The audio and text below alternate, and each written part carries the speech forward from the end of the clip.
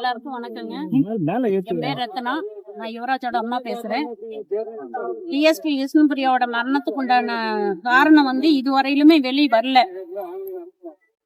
விசாரணைக்கு ஜேஎம் கோர்ட்ல வந்தோமா, இன்னமும் அது கிடப்புல போட்டிருக்கிறாங்க, விசாரணைக்கு எடுக்கல.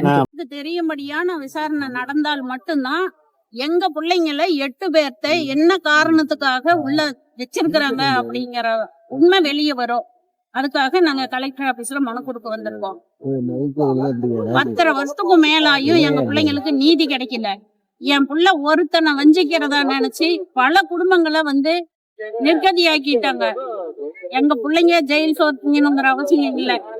விஷ்ணுபிரியாவோட மரண வழக்க உண்மையா நேரடியா மக்கள் பார்க்கும்படி விசாரிச்சா மட்டும்தான் எங்க பிள்ளைங்களை 10 வருஷத்துக்கு மேல உள்ள வச்சிருக்கிற உண்மை வெளியே வரும்.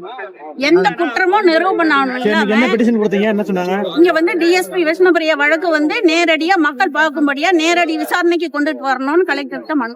ஏற்கனவே அந்த கோர்ட்ல கொடுத்தீங்க. அந்த பெட்டிஷன் அந்த பெட்டிஷன் விசாரணைக்கு எடுக்கலன்னா கிடப்புல போட்டு இருக்காங்க.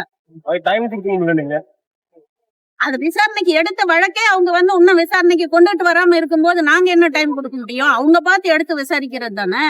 அதாவது தப்பு பண்ற அதிகாரிகளையும் நீதியரசர்கள் காப்பாத்தி இருக்கிறாங்க போது நாங்க நீதிக்கு எங்க போக முடியும்? அதனால இன்னைக்கு கலெக்டர்கிட்ட மனு கொடுக்க வந்த உடனடியா அந்த விசாரணை நீங்க வழக்கை எடுத்து விசாரிக்கணும், மக்கள் பார்க்கும்படியா விசாரிக்கணும் அப்படிங்கிறதுக்காக அவங்க உத்தரவு போடணும் நாங்க மனு கொடுக்க வந்திருக்கோம்.